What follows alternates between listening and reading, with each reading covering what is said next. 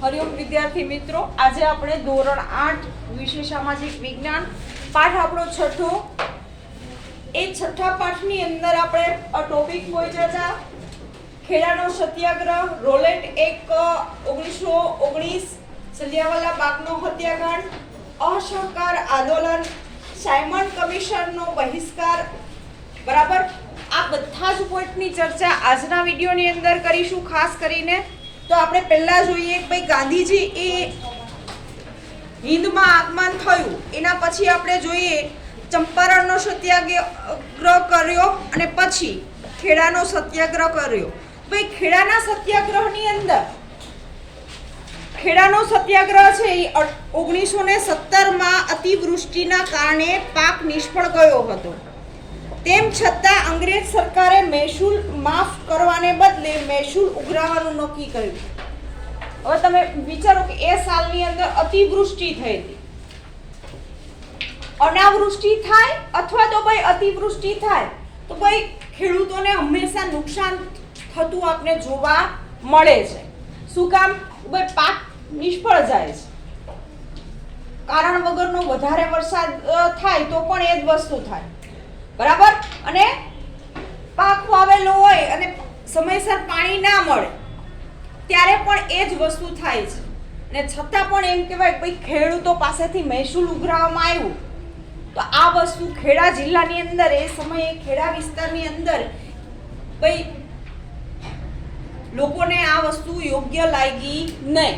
જે એમ કહેવાય કે એ વિસ્તારના ખેડૂતો હતા એને ભાઈ અસંતોષ થયો કે આ વખતે એટલો પાક નિષ્ફળ ગયો છે, અમને કશું જ મળ્યું નથી. પાક નિષ્ફળ જાય એટલે ખેડૂતની બધી જ મહેનત એમ કહેવાય કે ભાઈ પાણીમાં જતી રહે છે.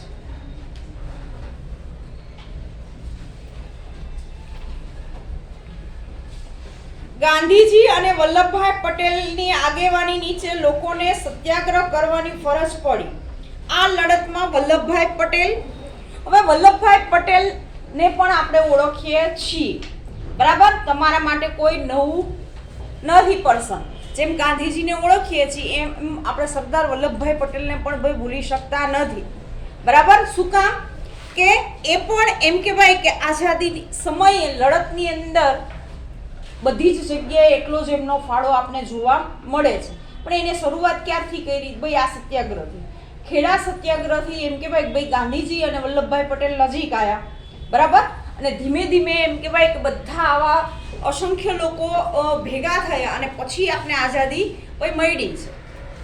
બરાબર, દરેકે પોતાના વિચાર ને કઈ વસ્તુ કઈ પ્લાનથી કરવી, કઈ સમયે કરવી, એ બધી જ વસ્તુઓ કરવામાં આવતી હતી. પછી આપણે સફળતા મળી છે, ત્યાં સુધી મળી નથી.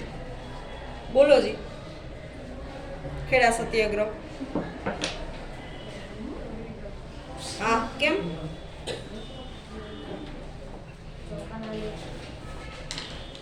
ખેડા જિલ્લામાં ઈસવીસન 1917માં અતિવૃષ્ટિના કારણે પાક નિષ્ફળ ગયો હતો. તેમાં છતાં અંગ્રેજ સરકારે મહેસૂલ માફ કરવાને બદલે મહેસૂલ ઉઘરાવવાનું નક્કી કર્યું. પરિણામે ગાંધીજી અને વલ્લભભાઈ પટેલની આગેવાની નીચે લોકોને સત્યાગ્રહ કરવાની ફરજ પડી. આ લડતમાં વલ્લભભાઈ પટેલ નેતા તરીકે ઉભરી આવે. તેમણે વકીલાત છોડી સેવા વ્રત સ્વીકાર્યું. ગાંધીજીએ ખેડૂતોને કહ્યું કે સરકાર આપણે માંગણી ન સ્વીકારે તો આપણે મહેસૂલ ભરવાનું નથી. સરકારે મહેસૂલની રકમ ઉઘરાવવાની જપ્તી શરૂ કરી. આ સમયે સરકાર જપ્ત કરેલ એક ખેતરમાં ડુંગળીનો પાક તૈયાર કર્યો.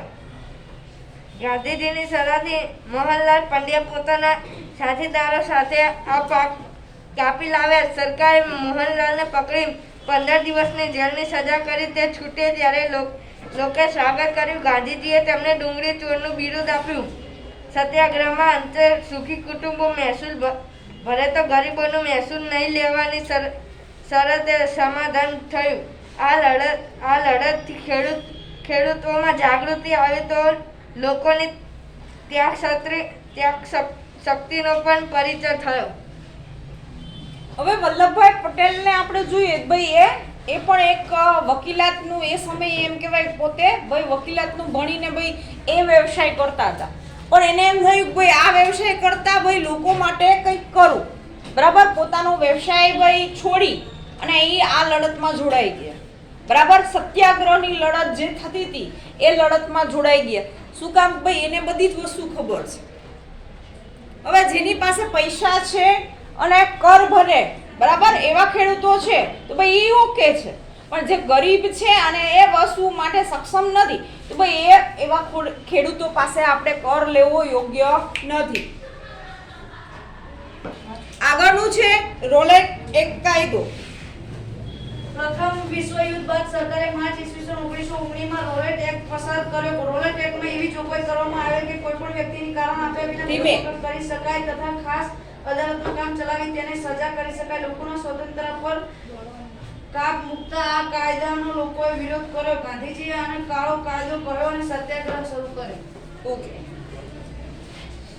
હવે એના પછીનો ટોપિક છે રોલેટ એક્ટ કાયદો. હવે એ ક્યારે અમલમાં આવ્યો? ભાઈ 1919. આ સાલ પણ આપણે યાદ રાખવાની છે કે ભાઈ એ સાલની અંદર આ કાયદો પસાર કરવામાં આવ્યો. ભાઈ કાયદો બન્યો, લોકો આ કાયદાનો અમલ કરતા થયા.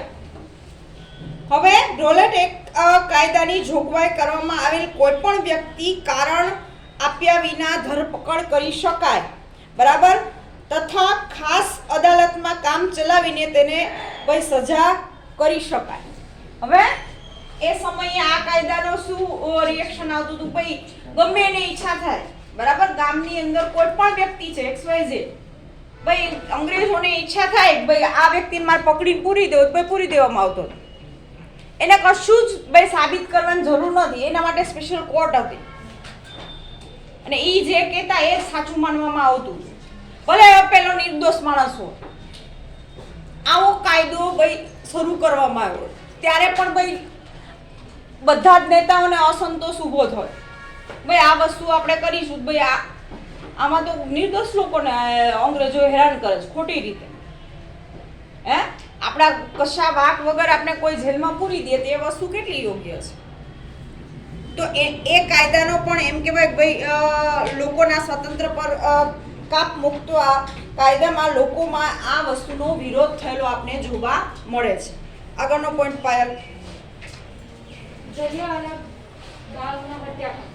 રોકેટ એલર્ટ વિરુદ્ધ ગાંધીજીનો સત્યાગ્રહ કચડી નાખવા સરકારે આકરા પગલાં ભર્યા. પંજાબમાં આ સમયે સ્થિત સ્ટોપ હતી. પંજાબમાં અમૃતસરમાં લોકોનો વિશાળ જનસમૂહ પોતાના પ્રિય નેતાઓ ડોક્ટર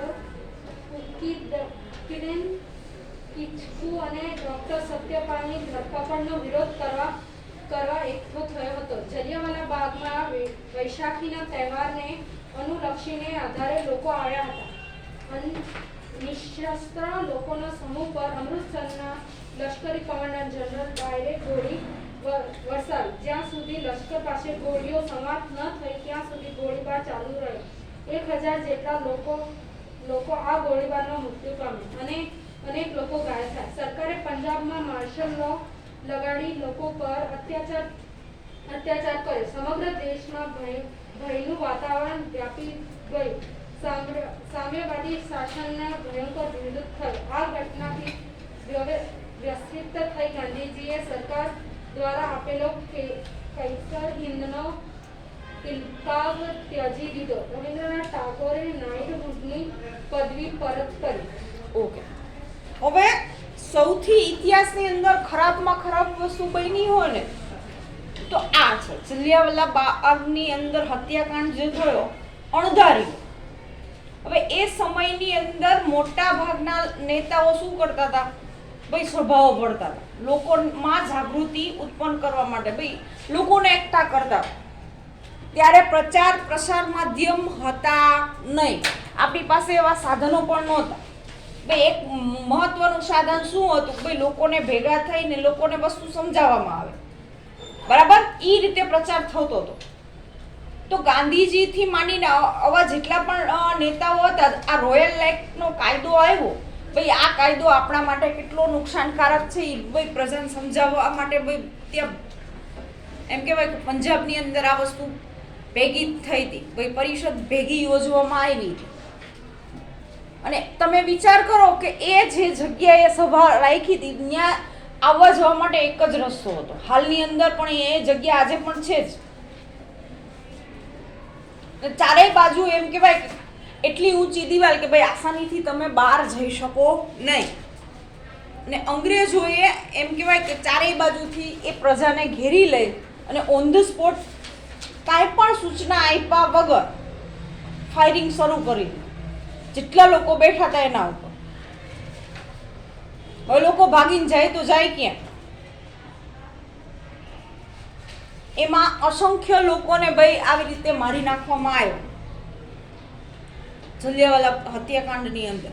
આખી મોટી આના પાછળ એમ કહેવાય ભાઈ બુક છપાયેલી છે, ક્યારેક ક્યાંય મળી જાય તો ખાસ વાંચજો ભાઈ કઈ રીતે અંગ્રેજોએ એની કૂટનીતિથી ભાઈ સીધું ફાયરિંગનો જ ઓર્ડર આપી દીધો. કોઈ પણ નકર એ સમયની અંદર રૂલ અને રેગ્યુલેશન હતા એવું જરૂરી નહીં. તમને એડવાન્સ કહેવામાં આવતું ભાઈ આ વસ્તુ થશે તમે આમ નહીં કરો, આ તો કશું જ નહીં.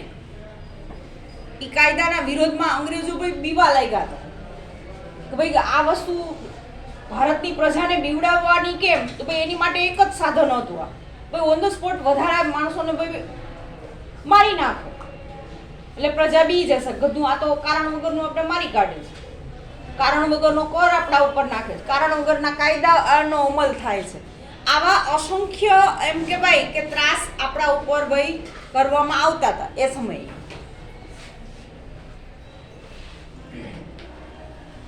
પછી છે એના પછીનું અસહકારનું આંદોલન. બોલ કૃષ્ણ. ઈસવીસન 1920માં ગાંધીજીએ અસહકાર આંદોલન શરૂ કર્યું. આ આંદોલનના મુખ્ય બે પાસા છે. પહેલું ખંડનાત્મક પાસું અને બીજું રચનાત્મક પાસું. ખંડનાત્મક પાસામાં શાળા, કોલેજ, ધારાસભા, અદાલતો, સ્થાનિક સ્વરાજ્ય સંસ્થાઓ, બહિષ્કાર, વિદેશી માલનો બહિષ્કારનો સમાવેશ થતો. હજારો વિદ્યાર્થીઓને શાળા, કોલેજ છોડી દીધી. મોતીલાલ નહેરુ, ચિત્રંગદાસ, વિઠ્ઠલભાઈ પટેલ, વલ્લભભાઈ પટેલ, રાજેન્દ્ર પટેલ જેવા જાણીતા વકીલે પોતાની દીકરી વિકલાત છોડી દીધી અને પોતાના બાકીનું જીવન દેશવાસીઓને સમર્પિત કરી દીધું. અંગ્રેજો દ્વારા આપવામાં આવેલા ઉપાધિઓને પણ ફગાવી દેવામાં આવી. ઠેર ઠેર વિદેશી કાપડની હોળી કરવા આવી.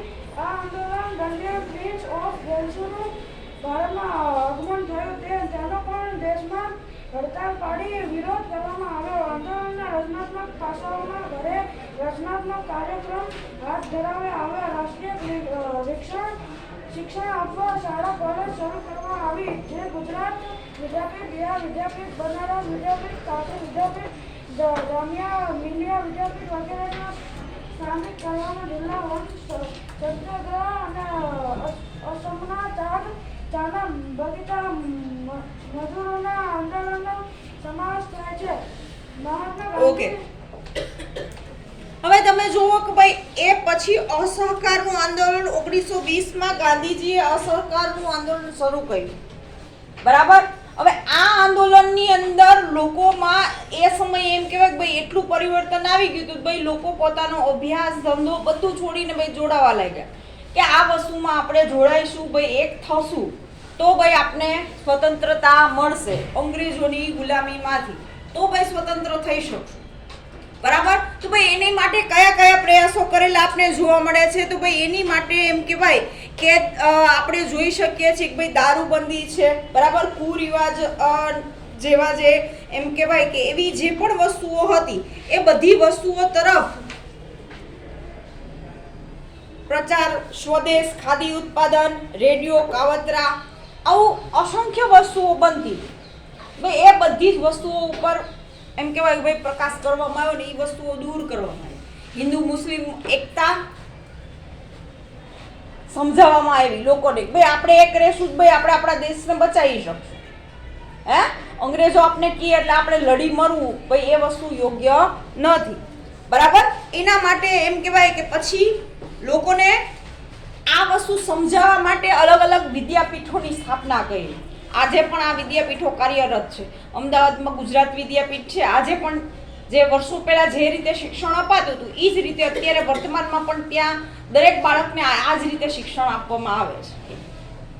બરાબર. કે અભ્યાસને લગતું તો શિક્ષણ છે જ, સાથે સાથે વ્યવસાયલક્ષી શિક્ષણ પણ આપવામાં આવે છે. દેશ પ્રત્યે ભાઈ તમે શું કરી શકશો એ એમ કહેવાય કે ભાઈ પ્રેક્ટિકલી બાળકોને શીખવાડવામાં આવે છે. એવી જગ્યાએ લઈ જઈને એવી જગ્યાએ બતાવી ભાઈ અહીંયા લોકો કેવું જીવન જીવે છે. આવા પ્રોજેક્ટ પણ કમ્પલસરી દરેક વિદ્યાર્થીએ કરવાના હોય છે. વિદ્યાપીઠની અંદર જે પણ અભ્યાસ કરતા હોય એ લોકોને ક્યારેક મળવાનું થાય તો આ વસ્તુ ખાસ નોટ કરજો. ભાઈ તમે પગપાળા કેટલી જગ્યાએ જાઓ છો, બરાબર? એ ઉપરાંત આપણે જોઈએ છીએ કે ભાઈ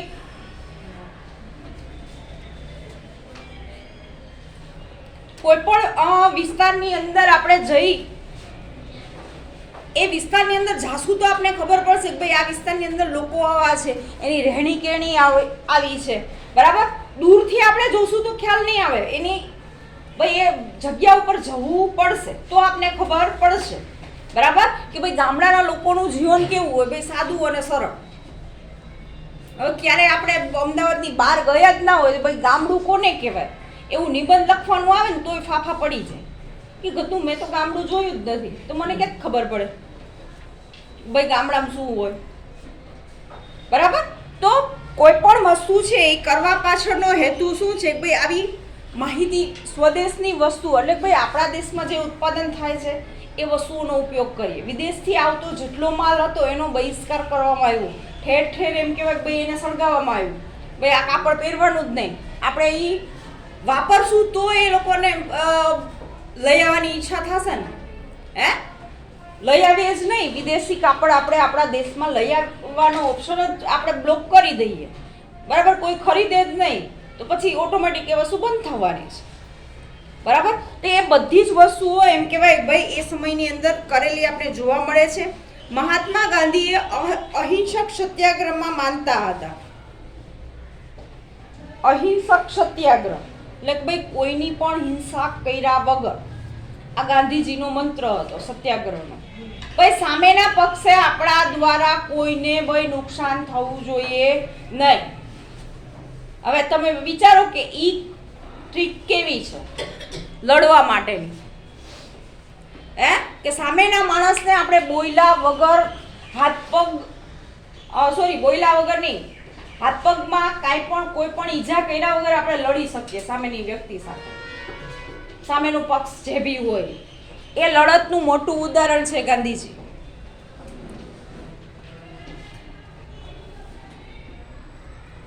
કઈ રીતે લડાય છે કોણ કહેશે? કોઈને આપણે વાત મનાવવી છે આપણે, બરાબર? મારઝૂટ કર્યા વગર તો કઈ રીતે કરી શકશો? કઈ રીતનું આંદોલન એમ એવું પૂછું છું હું. સત્યાગ્રહ કરો તો કઈ રીતનો સત્યાગ્રહ કરો?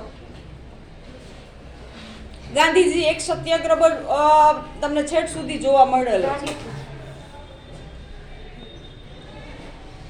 એ જોજો ભૂખ હડતાલ ઉપર ઉતરી જતા હતા ભાઈ હું મારો અન્ન જળનો ત્યાગ કરું છું, કે હું ભાઈ આ ડિસિઝન તમે નહીં બદલો ત્યાં સુધી અહીંયા જ બેહીશું તમારી સામે. તમારે મને રિઝલ્ટ આપવું પડશે, યસ યા નો. સામેના પક્ષે એમ કહેવાય કે ભાઈ આ જ બે ઓપ્શન હોય, કાં તમે હા પાડો અથવા ભાઈ ના, ત્રીજું ઓપ્શન જ નહીં. ગાંધીજીની લડત આવી હતી કન્ટિન્યુ. એમ કહેવાય આપણે જોઈએ છીએ કોઈ પણ સત્યાગ્રહ લઈ લો એમાં એને રેલી કાઢીને લોકોને સમજાવી લોકોને એક સાથે ભેગા કર્યા. અને એ ભૂખ હડતાલ કે જે બી કરતા હતા એ એવું નહીં અત્યારને ભૂખ હડતાલ જેવું નથી કે પાછળના પડદે જઈને જમી લે, આગળ આવીને બેસી જાય. આજ તો આજના નેતાઓ એવું કરે છે, એની ભૂખ હડતાલ એવી હોય. એના ઉપર પિક્ચર પણ ઘણા બધા બનેલા છે, એટલે એ પિક્ચરમાં જોવો એટલે ખબર પડી જાય કે ભાઈ આજના નેતાઓ કેવું કરે છે.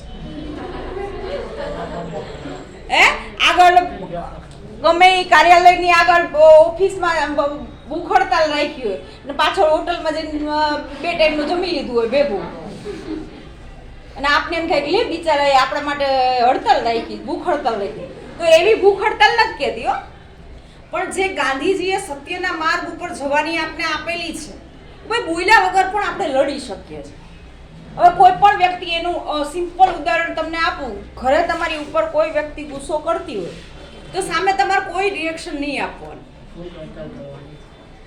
કશું જ રિએક્શન નહીં આપવાનું. તમારી મુમેન્ટમાં એક બી ચેન્જીસ ન થવું જોઈએ.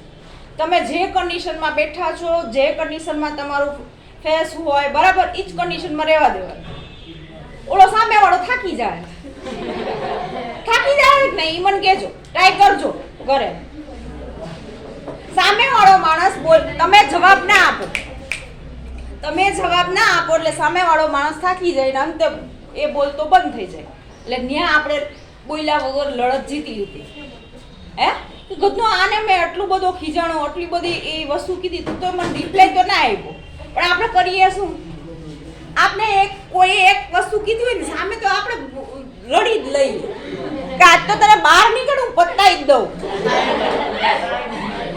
આવી જે વસ્તુ કરીએ છીએ એના લીધે શું થાય, પ્રશ્ન જે હોય એ વસ્તુ તો બાજુ પર રહે અને નવા પ્રશ્નો આપણે ઉદ્ભવિત કરીએ છીએ, બરાબર. નવી વસ્તુ એમાંથી ઉદ્ભવે ને એમાંથી એટલા બધા વ્યક્તિઓ ઇન્વોલ્વ થાય. હવે એમાં લડાઈમાં હોય નહીં કાંઈ, અને મારી ઉપર આવી જાય તો એ વસ્તુ અપનાવવાની નહીં. એ વસ્તુ આપણે ગાંધીજી પાસેથી શીખવા મળી છે કે બોલ્યા વગર પણ આપણે જંગ જીતી શકીએ છીએ, બરાબર. મૌન રહેવું ને એ મોટી તાકાત છે. ગમે એ પરિસ્થિતિમાં મૌન રહી અને કોઈ પણ એમ કહેવાય વસ્તુ કર્યા વગર પણ આપણે જીતી શકીએ છીએ.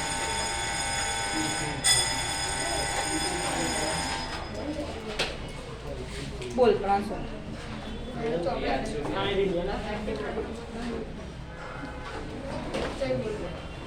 મહાત્મા ગાંધીથી ચાલુ કર.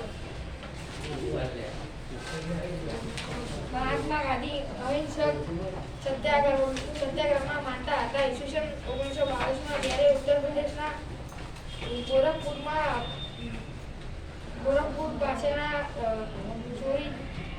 ચોરીચોરા ગામે ખેડૂતોના સરઘસ પર પોલીસે ગોળીબાર કરતા રોષે ભરાયેલા ટોળાએ પોલીસ સ્ટેશન પર હુમલો કર્યો. પોલીસ સ્ટેશન આગ જામી, જેમાં 22 જેટલા પોલીસ કર્મચારી મૃત્યુ પામ્યા. આ સમાચાર ગાંધીજીને મળતા ગાંધીજીએ અસહકાર આંદોલન મોકૂફ રાખવાની જાહેર કરી. સરકારે ગાંધીજીને ધરપકડ કરી. ગાંધીજીએ લોકોને સૃજનાત્મક કાર્યમાં લાગી જવા અનુરોધ કર્યો. આ સમયે કોંગ્રેસના મોતીલાલ નહેરુ અને ચિંતનદાસનું માનવું હતું કે પક્ષે ધારાસભાની ચૂંટણીમાં ભાગ લઈ બંધારણીય લડત આપી લોકોને વૈકલ્પિક કાર્યક્રમ પૂરો પાડવા જોઈએ. આ વિચારથી સ્વરાજ પક્ષની રચના કરવામાં. ઓકે, હવે આપણે જોઈએ છીએ કે 1922માં ઉત્તર પ્રદેશ ગોરખપુર પાસેથી આપણે જોઈએ તો ભાઈ ચોરીચોરા ગામે ખેડૂતોના શાંત સરપંચ પણ પોલીસે ગોળીબાર કરતા રોષે ભરાયેલા ટોળાએ પોલીસ સ્ટેશન ઉપર હુમલો કર્યો. મેં તમને કીધું ને કે આપણામાં પણ એવા લોકો હતા ભાઈ યુવાન લોકો હોય એને જલ્દી ગુસ્સો આવી જાય. કાંઈ પણ એક શબ્દ કહો ભાઈ યુવાનીની અંદર આ વસ્તુ દરેકમાં થાય, તમારામાં પણ થશે, બરાબર. અમારામાં થઈ ચૂકી છે ભાઈ. અમે યુવાન હતા તો અમને કોઈ કહેતું ને અમને ગમતું નહીં, સીધો રોષે સીધા ઝઘડવા જ જતા, બરાબર. પણ એ વસ્તુ કરવી જોઈએ નહીં કે હોશમાં આપણે પછી ભાઈ આપણી બધી વસ્તુ ખોઈ બેસાય નહીં, બરાબર. હોશમાં આપણે હંમેશા દરેક પરિસ્થિતિમાં રહેવું જોઈએ. હોશ તમે ખોઈ બેસો તો ભાઈ એમાં ઘણું બધું આપણે નુકસાન થઈ શકે છે. એ સમયે થોડુંક બુદ્ધિથી પણ વિચારવું પડે, બરાબર. બુદ્ધિથી કામ કરીએ તો પણ આપણે ઘણી બધી જંગ જીતી શકીએ છીએ. પછી છે સાયમન કમિશનનો બહિષ્કાર અને અહેવાલ. ભાઈ સાયમન કમિશનરે કઈ વસ્તુનો બહિષ્કાર કર્યો હતો અને એના માટે એમ કહેવાય કે ભાઈ એક અહેવાલ લખવામાં આવ્યો હતો.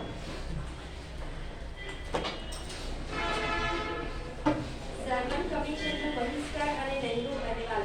આ સમયમાં સાયમન કમિશન ભારતમાં આવ્યું, પરંતુ કમિશનના સભ્યોમાં એક પણ ભારતીય ન હોવાનું હિંદના લોકો અને પક્ષો દ્વારા તેનો બહિષ્કાર કરવામાં આવ્યો. સાયમન ગો બેકના નારા સાથે તેનો વિરોધ કરવામાં આવ્યો. લાહોરમાં શાંત વિરોધ પ્રદર્શન દરમિયાન લાઠીચાર્જ થતા લાલા લજપતરાય ઘાયલ થયા બાદ તેમનું અવસાન થયું, જેથી લાલાજીના મૃત્યુના સમાચારથી ભગતસિંહ, સુખદેવ, રાજગુરુ વગેરે ક્રાંતિકારીઓ ઉશ્કેરાયા અને લાઠીચાર્જનો આદેશ આપનાર અંગ્રેજ પોલીસ અધિકારી સોન્ડર્સની હત્યા કરવામાં આવી. સાયમન કમિશન નિષ્ફળ જતા હિન્દી વજીર બર્કનહેડે બધા પક્ષોને માન્ય બંધારણ ઘડી આપવા આહ્વાન આપ્યું, જેથી રાષ્ટ્રીય મહાસભાએ મોતીલાલ નહેરુની અધ્યક્ષમાં નહેરુ કમિટીનું ગઠન કરેલું અને તેના રિપોર્ટ નહેરુ અહેવાલ તરીકે ઓળખાય છે. આ અહેવાલમાં સ્થાનિક સ્વરાજ્ય, સમવાય તંત્ર, મૂળભૂત અધિકારો, સર્વોચ્ચ અદાલત વગેરે બાબતો સામેલ હતી. જોકે બ્રિટિશ સરકાર દ્વારા તેનો સ્વીકાર કરવામાં આવ્યો હતો. 1928માં બારડોલી તાલુકામાં સરકાર સામે જમીન મહેસૂલમાં કરવામાં આવતા વધારાની સામે બારડોલી સત્યાગ્રહ સ્વરૂપે ના કરની લડત શરૂ કરવામાં આવી. આ લડત સરકારની દમન નીતિ, જપ્તી સામે લોકોને મક્કમતા અને વલ્લભભાઈ પટેલના પુનેહપૂર્વ નેતૃત્વ માટે યાદગાર બની. આ સત્યાગ્રહના સફળ સંચાલનથી વલ્લભભાઈ પટેલ સરદાર તરીકે ઓળખાયા.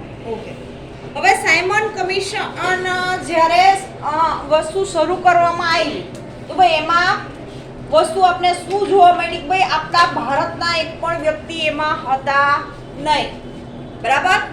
એના કારણે ભાઈ ઠેર ઠેર આપણે જોઈએ ઘણા બધા પ્રશ્નો થઈ શકે છે, બરાબર. જ્યારે એમ કહેવાય કે ભાઈ કોઈ પણ વસ્તુ તમે શરૂ કરો, ભાઈ ભારતની કોઈ વ્યક્તિ ના હોય, ભાઈ બધા જ અંગ્રેજો ના હોય, ભાઈ એ વસ્તુ ચાલે નહીં. હવે તમારા માટે કંઈ અમે કરવાના હોય, બરાબર, તો ભાઈ એમાં 8મા ધોરણનું જ હોય, એમાં હું બીજા ધોરણને એડ કરું તો એ વસ્તુ ચાલે નહીં. તરત તમે ભાઈ વિરોધ ઉઠાવો, ભાઈ અહીંયા 8માનું જ કોમ્પિટિશન ચાલે છે, ભાઈ અહીંયા બીજા છોકરા એડ થઈ શકે નહીં, બરાબર. તો એ જ રીતે એમ કહેવાય કે ભાઈ આ વસ્તુ અમલમાં આવી, ભાઈ એમાં આપણે ઇન્વોલ્વ કરવામાં ના આવ્યા એટલે આપણી પ્રજાની અંદર વધારે અસંતોષ ઊભો થયો. આપણા જે નેતાઓ હતા ભાઈ એને વધારે પેલું લાગ્યું કે આ વસ્તુ તો વધારે ખોટી થઈ રહી છે, કે આવા અવનવા એમ કહેવાય ભાઈ નિયમો અને કાયદાઓ બનાવ્યા જ કરશે આપણા વિરુદ્ધ, ભાઈ ચાલશે નહીં. આપણે જોઈએ છીએ કે ભાઈ સરદાર વલ્લભભાઈ પટેલ છે, જવાહરલાલ નહેરુ છે, બરાબર. આ બધા જ લોકોએ એમ કહેવાય અલગ અલગ સત્યાગ્રહ કરીને ભાઈ બધા એક થયા. હા, અલગ અલગ રીતે બધાની રીતભાત અલગ હતી, પણ ધીમે ધીમે એ લોકો બધા ભેગા થયા અને ભેગા થયા ને એ સમય પછી આપણે આઝાદી મળી. શું કામ? કે એક વિચાર ઉપર ઘણા બધા વ્યક્તિઓ કામ કરે તો આપણે સફળતા મળવાની જ છે. એ સફળતા પછી આપણે મળે છે. પછી છે પૂર્ણ સ્વરાજનો ઠરાવ. હવે પૂર્ણ સ્વરાજ એટલે કે બધી જ રીતે આપણે આપણો દેશની પૂર્ણ સ્વતંત્રતા મળી. ભાઈ આપણે કહીએ ભાઈ સ્વતંત્ર થયા પછી પણ હજી પણ આપણે ભાઈ ઘણા બધા પ્રશ્નો એવા હતા, ભાઈ હવે દેશનું સંચાલન કોણ કરશે? હે, ભારત દેશ એક દેશ ખૂબ મોટો છે, હવે આ દેશનું સંચાલન કરવું એ પણ એ સમયે ચેલેન્જ હતી. ધીમે ધીમે બધી જ વસ્તુ થાય, એક સાથે થતી નથી કોઈ પણ વસ્તુ. આટલા વર્ષો પછી આપણે એમ કહેવાય ભાઈ એક રઘુ કામ થાય છે. છેલ્લા અમુક વર્ષોને આપણે જોયેલી ધીમે ધીમે જેમ જેમ ટેકનોલોજી બધી વસ્તુમાં પરિવર્તન આવતું ગયું એમ એમ આપણા દેશમાં પરિવર્તન આવ્યું છે. પહેલાંના સમયની અંદર ભાઈ આઝાદ થયા પછી ભાઈ દેશને ચલાવવો એ પણ અઘરો હતો. શું કામ? ભાઈ અલગ અલગ કેટલા બધા એ સમયે રાજા રજવાડા હતા. હવે બધી જગ્યાએ એક સરખું કામ કેમ કરાવું? પહેલો પ્રશ્ન તો એ જ હતો. તો ભાઈ બધી પ્રજાને બધી જ વસ્તુ મળી રહે, બધું જ થાય, બરાબર. એ મોટું એમ કહેવાય ટાસ્ક હતું એ સમયના લોકો માટે. એ ગાંધીજી હોય, જવાહરલાલ નહેરુ હોય કે સરદાર વલ્લભભાઈ પટેલ હોય, એ બધાએ વિચારવાનું હતું ભાઈ આ વસ્તુ કઈ રીતે કરી શકશું. ભાઈ એના માટે આપણે નવું કંઈક વિચારવું પડશે, બે સ્ટેપ આપણે આગળ જવું પડશે.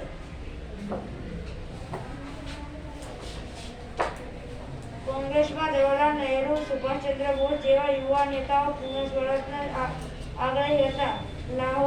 પંડિત જવાહરલાલ નહેરુની અધ્યક્ષતા મળેલ કોંગ્રેસના અધિવેશનમાં પૂર્ણ સ્વરાજનો ઠરાવ પસાર કરવામાં આવ્યો અને આ ઠરાવના આધારે પ્રતિવર્ષ આ દિવસને પૂર્ણ સ્વરાજ દિન તરીકે ઉજવવાનું ઠરાવ્યું અને આ દિવસને એટલે 26 જાન્યુઆરીના રોજ પ્રજાસત્તાક દિવસની ઉજવણી કરવાનું નક્કી થયું. આ સમયની ક્રાંતિકારી પ્રવૃત્તિઓમાં ભગતસિંહ અને બટુકેશ્વર દત્તે મધ્યસ્થ ધારાસભામાં બોમ્બ ફેંક્યો. તેમનો બોમ્બ ફેંકવાનો આશય કોઈની હત્યા કરવાનો નહીં પરંતુ અંગ્રેજોના બહેરા કાનને પૂરવાનો હતો. તેમની ધરપકડ કરવામાં આવી અને કેસ ચલાવવામાં આવ્યો. ભગતસિંહ અને તેના સાથીદારોને ફાંસી સજા થઈ. બંગાળના ક્રાંતિકારી જતીનદાસે જેલમાં ખરાબ ખોરાક અને ખરાબ વર્તન સામે આજીવન ઉપવાસ શરૂ કર્યા અને 64મા દિવસે તેમનું અવસાન થયું. ઓકે, હવે આપણે જોઈએ પૂર્ણ સ્વરાજ માટે એક બાજુ ગાંધીજી, સરદાર વલ્લભભાઈ પટેલ આવા નેતાઓનો સમૂહ ચાલતો હતો, બરાબર, અને બીજી બાજુ આપણે જોઈએ તો ભગતસિંહ છે, સુખદેવ છે, બરાબર, બટુકેશ દત્ત છે, આવા લોકો પણ ભાઈ લડતા હતા. એની રીતે લડતા હતા. એનું ભાઈ એને કોઈ જગ્યાએ જે અંગ્રેજો કરતા હતા ને એવું જ એ લોકોએ કર્યું, પણ એનો ઉદ્દેશ્ય કેવો હતો? ભાઈ લોકોને મારવાનો નહોતો, બરાબર, પણ એવી જગ્યાએ ભાઈ તમે બોમ્બ ફેંકીને તમે ગોળીબાર કરી અને અમને મારી શકો છો તો ભાઈ એ વસ્તુ અમને પણ આવડે છે, બરાબર. આપણે ભગતસિંહ છે તો ભાઈ ભગતસિંહનો એ જ વસ્તુ હતી, ભાઈ તમને મારતા આવડે છે તો ભાઈ એ પ્લાન અમે પણ કરી શકીએ છીએ, અમારી પાસે પણ શસ્ત્રો છે, સાધન છે, ભાઈ એની કમી અમારી પાસે નથી એવું નથી, ભાઈ એ વસ્તુનો અમે પણ ઉપયોગ કરી શકીએ છીએ. પણ એનું પરિણામ શું આવે છે એ તમને, અને ભાઈ એ સમયે એમ કહેવાય ભાઈ લોકોને ખ્યાલ હતો ભાઈ આ વસ્તુ આપણે એકવાર કરીશું, ભાઈ એનો સામે અંગ્રેજોની તાકાત આપણા કરતાં ડબલ હતી. વિદેશથી એમ કહેવાય કે એ સમયે એટલા બધા શસ્ત્રો સપ્લાય થતા હતા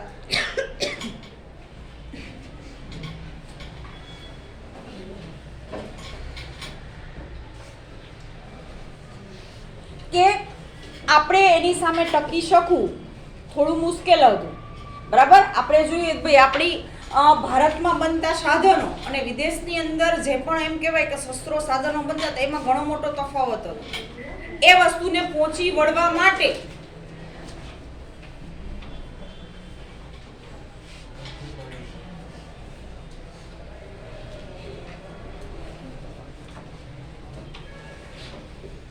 અશક્ય લાગતું હતું, છતાં પણ એમ કહેવાય કે ભગતસિંહ છે, બટુકેશ દત્ત છે, બરાબર, એ લોકોએ બમમારો કરી અને ભાઈ અંગ્રેજોને જગાડ્યા. ભાઈ અમે પણ આ વસ્તુ કરી શકીએ છીએ, ભાઈ અમને કમજોર માનતા નહીં, બરાબર.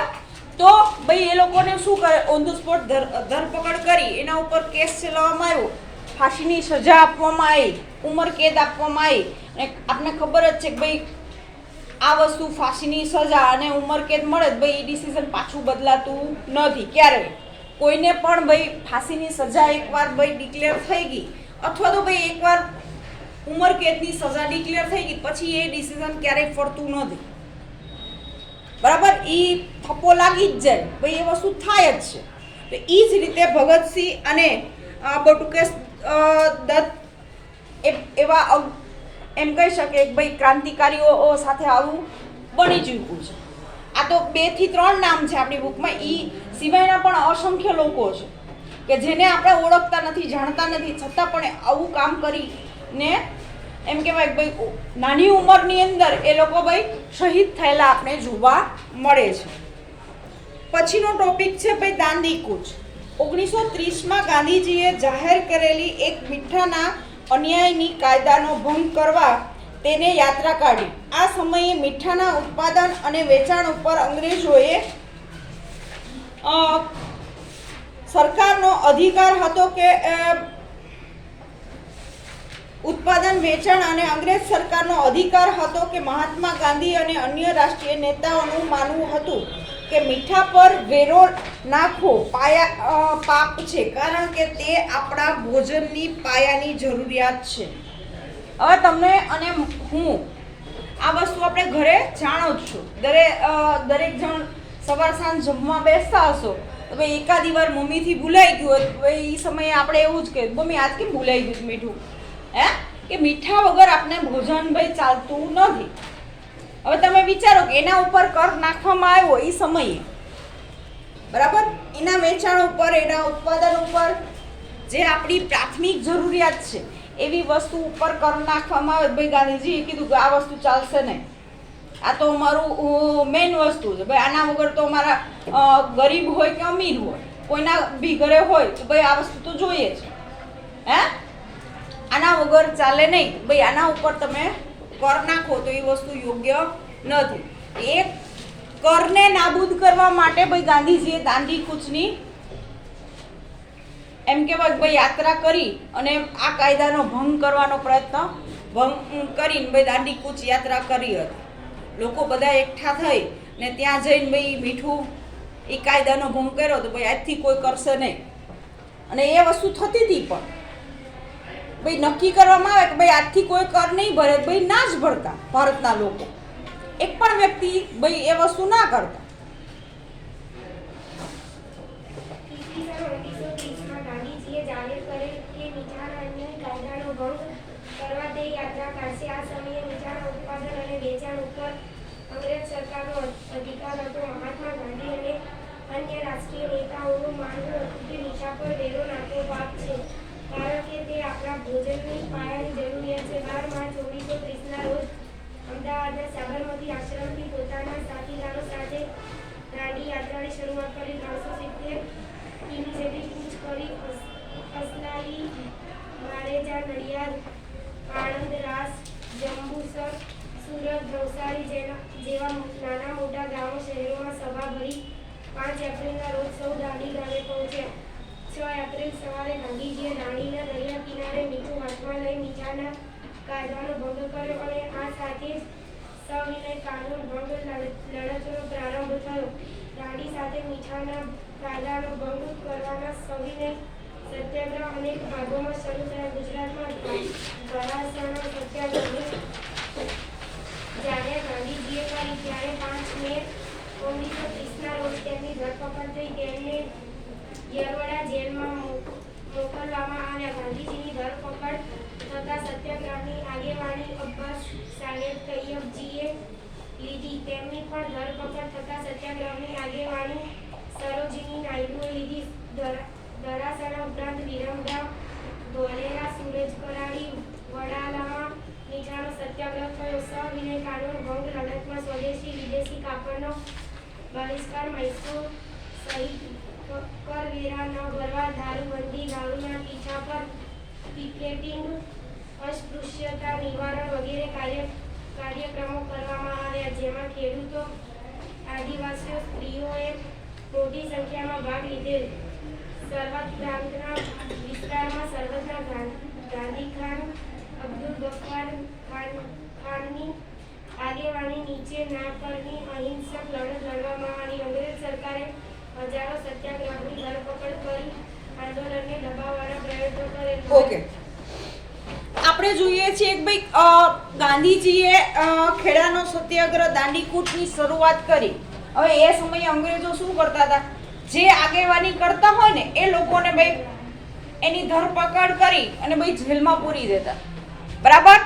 તો પણ એમ કહેવાય કે એ દાંડીકૂચની અંદર ભાઈ એક વ્યક્તિને પૂરી દે, ભાઈ એની જગ્યાએ બીજો વ્યક્તિ ઊભો થયો, ત્રીજો વ્યક્તિ, ભાઈ કેટલાને તમે પૂરી દેશો? છેલ્લે તો એવું થતું હતું ભાઈ બધા એવું કહેતા તમને બધાને પૂરી દો, તમારી પાસે જેલમાં જગ્યા છે. અંગ્રેજોને આવું કહેવામાં આવતું, જગ્યા હોય તો અમને બધાને પૂરી દો. તમે જે ત્રાસ ગુજરવો એ કરો, પણ અમે તમારી હવે કોઈ પણ વસ્તુ માનશું નહીં, બરાબર. એ લોકો શું આપણા ભારતના લોકોને દારૂની ને એ બધી એ વસ્તુઓની લાલચ આપતા હતા, બરાબર. તો બધી લોકોએ બહિષ્કાર કરવા માંડ્યો એ બધી જ વસ્તુઓનો. લોકોને અસ્પૃશ્યતા વિશે એ આપણે ભાઈ ખબર પડવા માંડી હતી ભારતના લોકોને, ભાઈ એ બધી જ વસ્તુઓનો વિરોધ કરવા માંડ્યા. અલગ અલગ રીતે એમ કહેવાય કે ભાઈ અંગ્રેજોને આપણે પછી હેરાન કરવા માંડ્યા એની જેટલી વસ્તુઓ હતી ભાઈ એ વસ્તુ નકારવા માંડ્યા અને બધી જ જગ્યાએ એમ કહેવાય કે એક સાથે ધીમે ધીમે આ રીતે આંદોલન થવા લાગ્યા જેના કારણે ભાઈ પછી એને બીક લાગી કે ભાઈ હવે આપણે ભારતમાં રહી શકશું નહીં તો આ પોઈન્ટ સુધી અહીંયા રાખીશું આગળની માહિતી આપણે આગળના વિડીયોમાં જોઈશું